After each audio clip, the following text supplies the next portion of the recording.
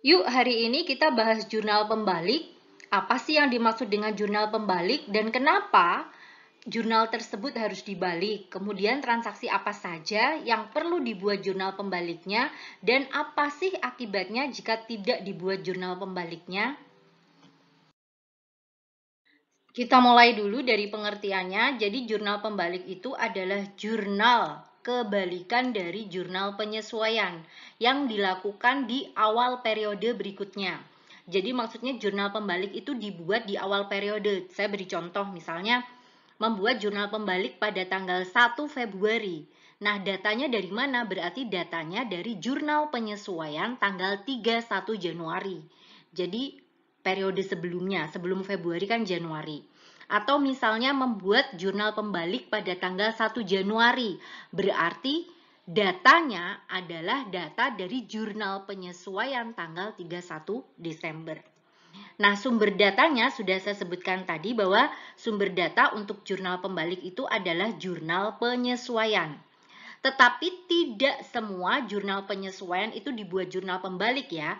Hanya kasus-kasus tertentu, ada 4 kasus. Tujuannya apa sih? Tujuannya itu untuk menjaga keajekan pencatatan akun.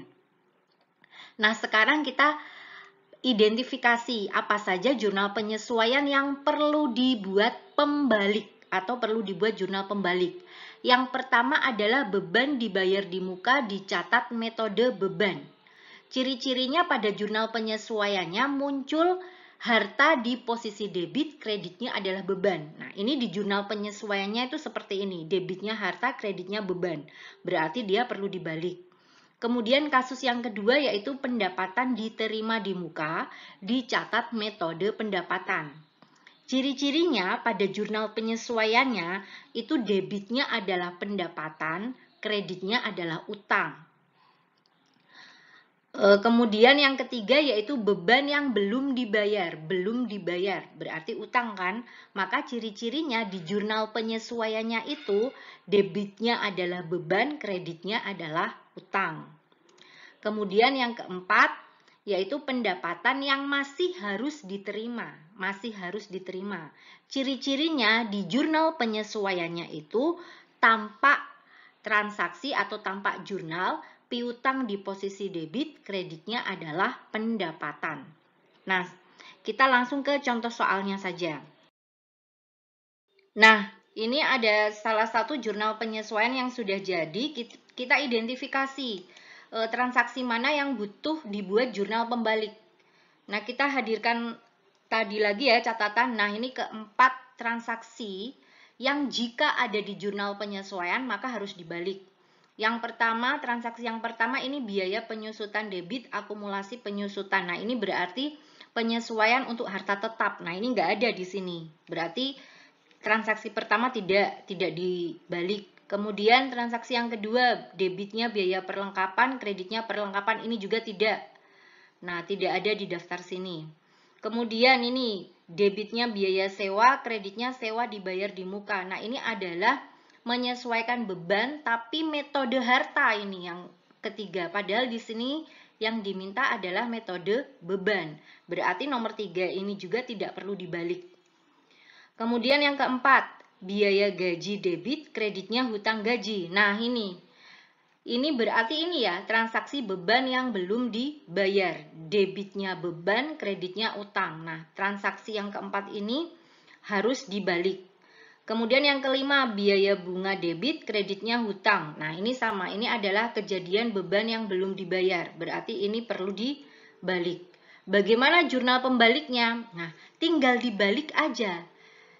Biaya gaji yang semula debit berarti di kredit, hutang gaji yang semula kredit berarti dipindah di posisi debit.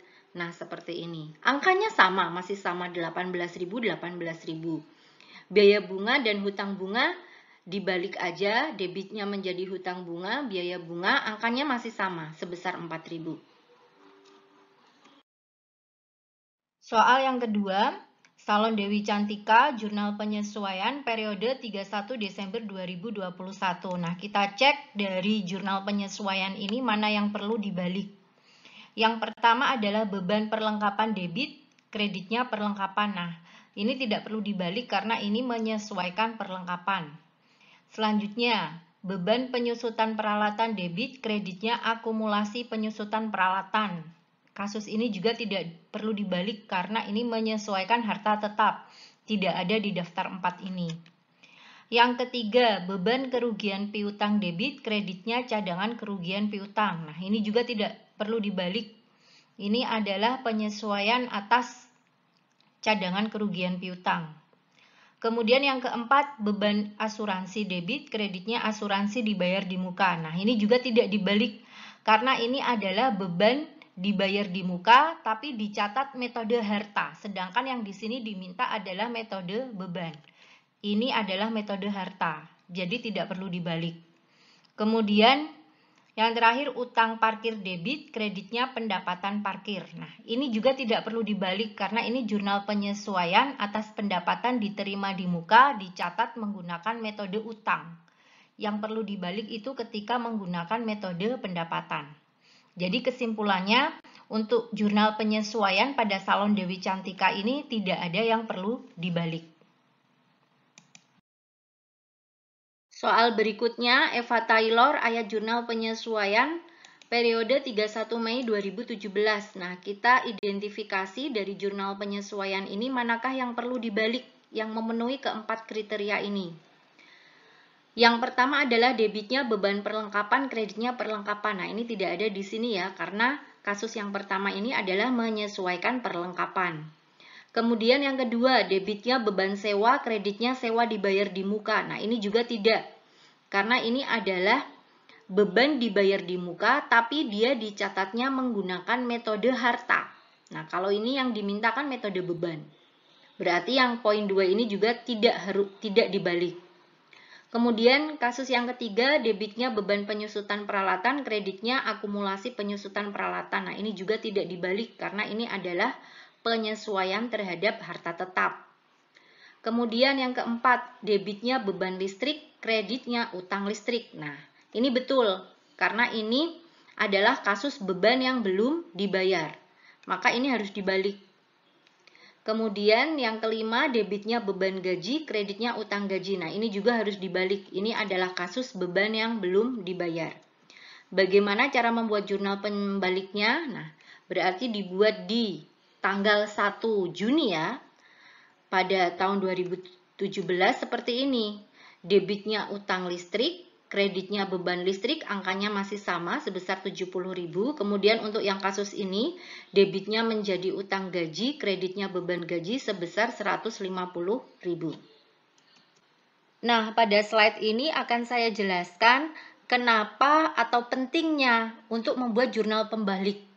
Nah, ini akan saya tampilkan satu bentuk neraca saldo yang akan dibuat jurnal penyesuaiannya dan nanti tidak dibalik. Dan apa dampaknya ketika tidak dilakukan jurnal pembalik? Oke ya, saya tampilkan dulu neraca saldonya ini. Dari Salon Dewi Cantika, neraca saldo periode 31 Desember 2021.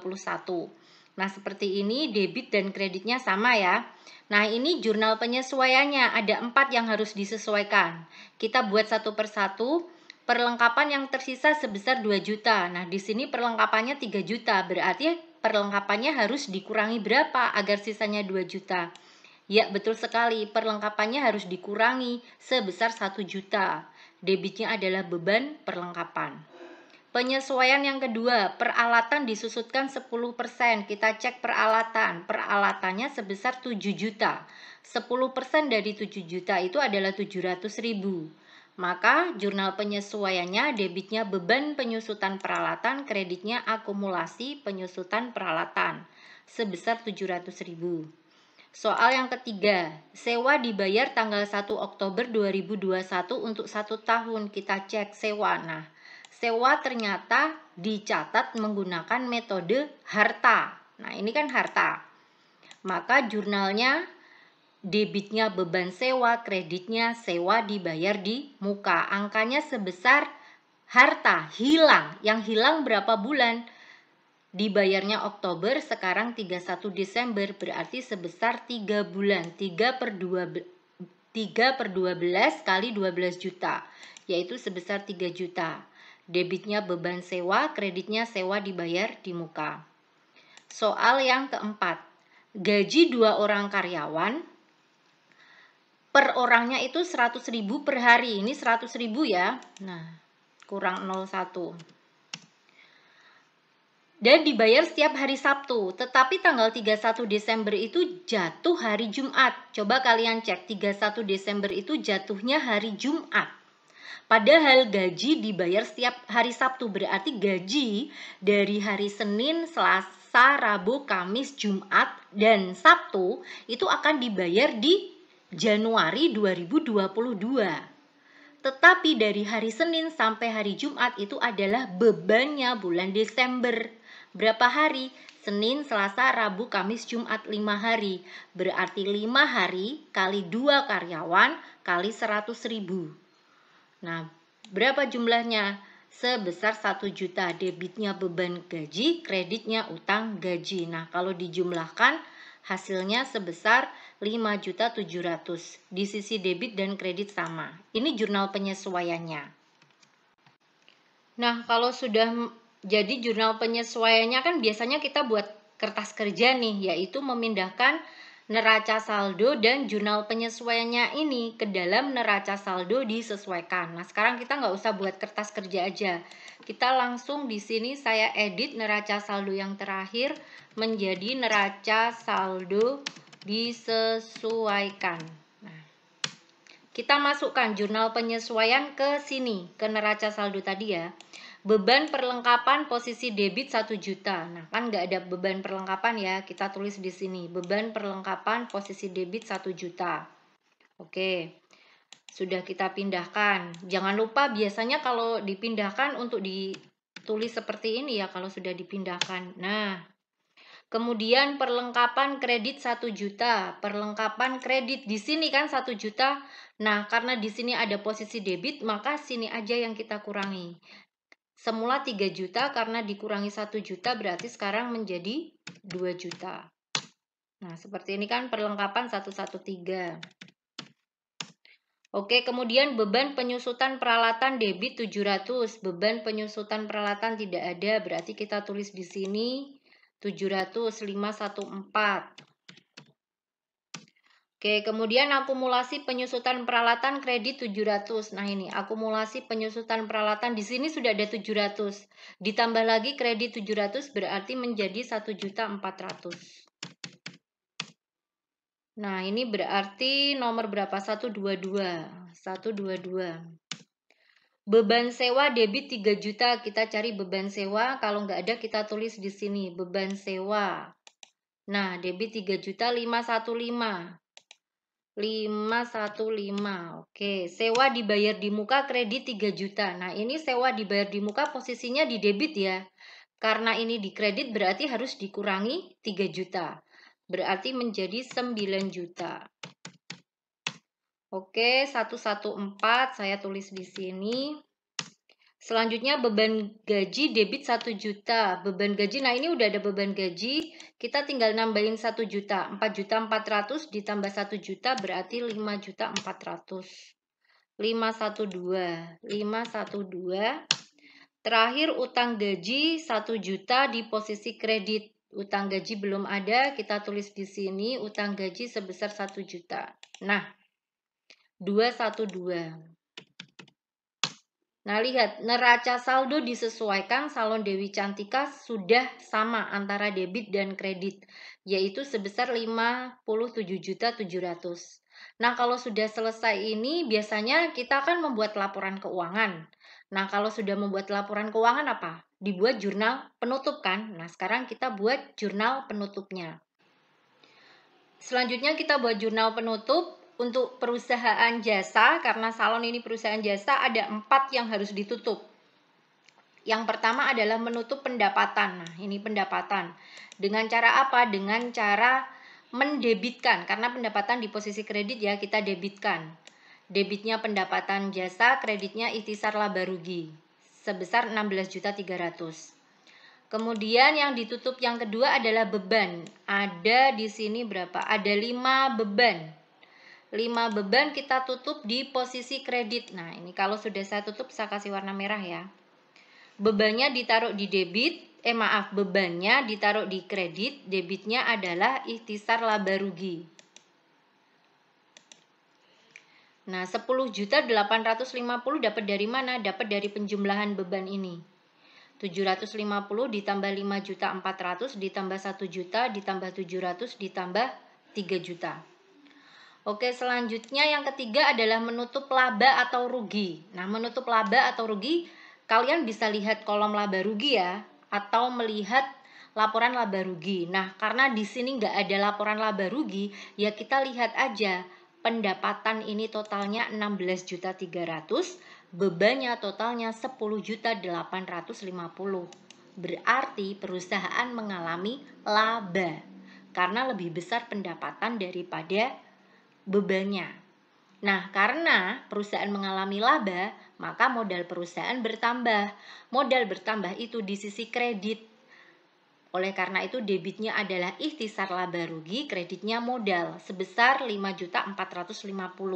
Dapat dari mana? Dapat dari selisihnya ini, 16.300 dikurangi 10.850. Selanjutnya yang terakhir yang kita tutup itu ini, prive.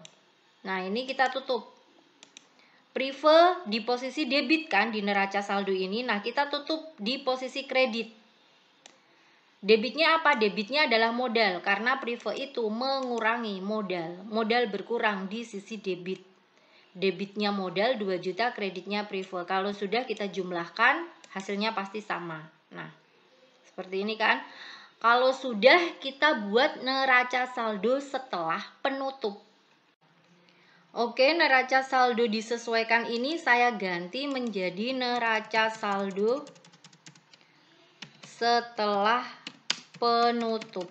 Nah, sekarang kita pindahkan semua jurnal yang ada di jurnal penutup ini, kita pindahkan ke sini.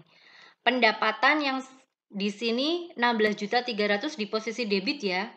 Nah, kita cek. Nah, ini pendapatan kan di posisi kredit, di sini debit, berarti pendapatan habis, kita hapus. Ikhtisar laba rugi di posisi kredit 16 juta. Kita tulis saja di sini ikhtisar laba rugi. Ikhtisar laba rugi sebesar 16.300. Kita kasih warna hitam ya. Taruhlah nomornya misalnya 611 lah ya. Kita tulis di sini ini 611. Oh ya, tadi pendapatan udah kita pindahkan ya. Pendapatan 411 tadi ya. Kemudian di sini kalau sudah kita lanjut ke sini ikhtisar laba rugi lagi sebelah debit 10.850. Nah, di sini berarti ya 10.850. Oke, 611 kita pindahkan ke sini 611. Kemudian beban listrik posisi kredit 750, beban posisi kredit 750. Nah, ini ada debitnya 750 berarti habis ya. Habis 511. Beban gaji kredit 5.400.000. Nah, ini debit 5.400.000, kredit 5.400.000 berarti beban gaji juga habis 512. Lanjut beban perlengkapan debit 1 juta, beban perlengkapan kredit 1 juta. Nah, ini ada debit berarti ini juga habis. Nomor 513. Beban penyusutan peralatan kredit 700. Nah, ini sudah ada debit. Berarti beban peralatan habis. 514. Saya tulis di sini 514. Beban sewa kredit 3 juta. Beban sewa kredit 3 juta berarti habis karena di sini sudah ada debit. Nah, 514. 514. Oke. Kemudian ikhtisar laba rugi lagi di posisi debit 5.450. Nah, ini berarti ditambah saya tulis di sini ditambah 5.450.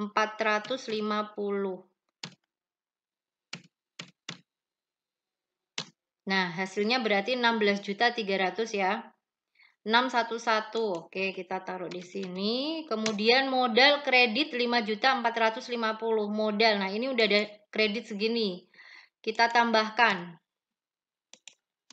Ditambah 5.450.000. Nah, modal menjadi 39.450.000. 311. Oke, selanjutnya modal lagi debit 2 juta. Modal debit 2 juta. Berarti ini tinggal kita kurangi ya. Kurangi 2 juta. Nah. Kemudian ini saya tulis dulu 311. Prefer kredit 2 juta. Prefer kredit 2 juta. Nah, ini udah ada debit, berarti prefer habis. Oke, nah kalian bisa lihat di sini kenapa kok akun ikhtisar tidak muncul di neraca saldo setelah penutup, karena ikhtisar posisi debit dan kredit sama kan. Nah, berarti udah nggak kepake lagi. Nah, berarti ini habis, berarti bisa kita hapus, tinggal sisa utang gaji aja ya, utang gaji aja. Nah, ini berarti bisa saya pindahkan ke sini. Dari neraca saldo setelah penutup ini, perusahaan tidak melakukan jurnal pembalik. Padahal seharusnya, nah ini saya tampilkan lagi dari jurnal penyesuaian, ada satu transaksi yang harus dibalik. Nah, ini saya beri warna hijau deh. Transaksi ini harus dibalik. Karena ini adalah transaksi beban yang masih harus dibayar. Oke, tapi perusahaan tidak melakukan jurnal pembalik. Perusahaan langsung menggunakan neraca saldo setelah penutup ini sebagai dasar untuk melakukan transaksi pada periode berikutnya. Apa yang terjadi?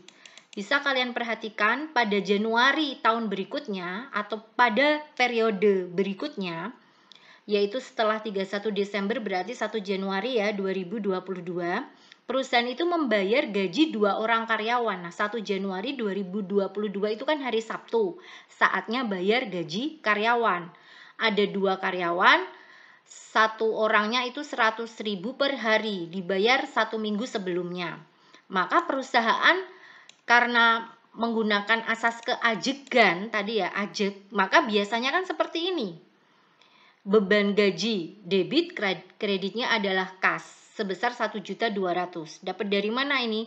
Dari 2 orang kali 6 hari kali 100.000. Nah, seperti ini. Ini yang terjadi. Emang apa masalahnya? Ada masalah karena yang 1 juta sudah diakui sebagai beban di bulan sebelumnya, di periode sebelumnya. Di periode Desember 2021, lihat, yang 1 juta. Nah, sudah ada di sini kan? Nah, ini beban gaji 1 juta. Kalau kalian mengikuti video ini tadi dari awal, beban gaji, ini neraca saldo setelah disesuaikan ya. Sebelumnya beban gaji itu kan 4.400.000. Nah, karena di sini ditambah 1 juta, maka dia menjadi 5.400.000. Nah, yang 1 juta itu udah diakui sebagai beban di bulan Desember. Sudah dibuatkan laporan keuangannya, sudah pula dimasukkan ke jurnal penutupnya. Nah, sekarang karena tidak membuat jurnal pembalik, beban gaji yang 1 juta muncul lagi di sini.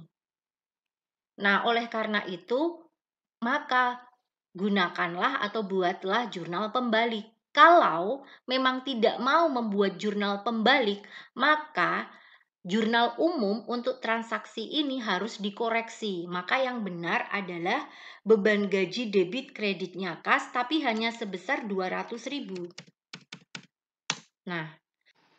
Nah, padahal uangnya yang dikeluarkan kan 1.200.000. Ini baru keluar 200. Kemana yang 1 juta? Nah, yang 1 juta itu digunakan untuk melunasi utang gaji ini, sehingga jurnalnya berbunyi debitnya adalah utang gaji, kreditnya adalah kas sebesar 1 juta. Nah, ini adalah resikonya ketika perusahaan tidak melakukan jurnal pembalik. Maka pada periode sebelumnya ketika ada pelunasan dia harus hati-hati. Seperti ini cara membuat jurnalnya. Ada uang yang dikeluarkan untuk membayar beban pada bulan tersebut dan ada uang yang dikeluarkan untuk melunasi gaji, melunasi utang yang tertanggung. Jadi harus dipilah-pilah uang yang dikeluarkan ini untuk apa. Tidak bisa serta-merta ditulis seperti biasanya, beban gaji debit, kredit kas sebesar utuh dari ini. Nah, sekarang coba kita bandingkan jika bendahara pada Salon Dewi Cantika ini membuat jurnal pembalik. Maka dia akan bisa ajak dalam membuat jurnal umumnya. Nah, sekarang kita buat jurnal pembaliknya, Salon Dewi Cantika, jurnal pembalik periode 1 Januari 2022. Dibalik dari mana? Dari jurnal penyesuaian. Dari jurnal penyesuaian yang ada di sini hanya satu yang perlu dibalik. Kita debitkan utang gaji, kemudian kita kreditkan beban gaji. Nah, seperti ini. Nah, kalau sudah seperti ini, kita masukkan jurnal pembalik itu ke dalam neraca saldo yang terakhir, yaitu neraca saldo setelah penutupan. Kita jumlahkan. Nah, ini saya hadirkan kembali neraca saldo yang terakhir tadi, neraca saldo penutupan. Sekarang kita masukkan jurnal pembalik kepada neraca saldo penutupan sehingga judulnya saya ganti menjadi neraca saldo setelah pembalik. Tanggalnya juga ganti menjadi per 1 Januari 2022. Nah, utang gaji di posisi debit ya 1 juta. Utang gaji di posisi debit 1 juta. Ini ada kredit 1 juta, berarti utang gaji habis. 212 kita pindahkan sini. Oke, kemudian beban gaji di posisi kredit. Nah, nggak ada beban gaji, kita tulis di sini. Beban gaji. Beban awalannya berarti 5 ya. 4 aja, 411 karena 5 ya, 511. 511, 4 nanti dipakai pendapatan. Sebesar kredit ya, sebesar 1 juta. Kita tulis di sini 1 juta. Nah, imbang kan debit kredit 511 kita pindahkan. 511. Oke, jurnal pembalik sudah kita pindahkan, berarti neraca saldo pembalik ini yang digunakan sebagai dasar dalam periode akuntansi selanjutnya kan. Nah, ini saya hide dulu ya. Nah, berarti pada tanggal 1 Januari 2002, ketika perusahaan membayar beban gaji karyawan selama 1 minggu, di mana per orangnya itu 100.000 per hari, debitnya beban gaji, kreditnya kas 1.200.000, kreditnya juga 1.200.000. Nah, ini benar. Ajek berarti memang kalau ada beban, membayar beban, transaksinya seperti ini. Biasanya seperti ini, ya nggak masalah. Kenapa? Karena nanti yang 1 juta ini, beban ini kan ada di posisi kredit ya. Nah, karena ini yang 1 juta di posisi debit, nanti otomatis di sini, nah, ini adalah sudah habis nanti. Pada periode selanjutnya, maka beban ini sudah habis. Jadi yang muncul nanti beban hanya 200 karena yang 1 juta digunakan untuk menutup ini. Nah, seperti itu ya logika kenapa diperlukan jurnal pembalik, yaitu gunanya untuk ini agar ajak dalam pencatatan transaksinya. Bagaimana? Semoga kalian paham ya. Kalau nggak paham silahkan tulis di kolom komentar. Terima kasih yang sudah menyimak video ini sampai selesai. Let's close our program by reciting Hamdalah together. Alhamdulillahirabbil alamin. Semoga pelajaran hari ini bermanfaat. Wassalamualaikum warahmatullahi wabarakatuh.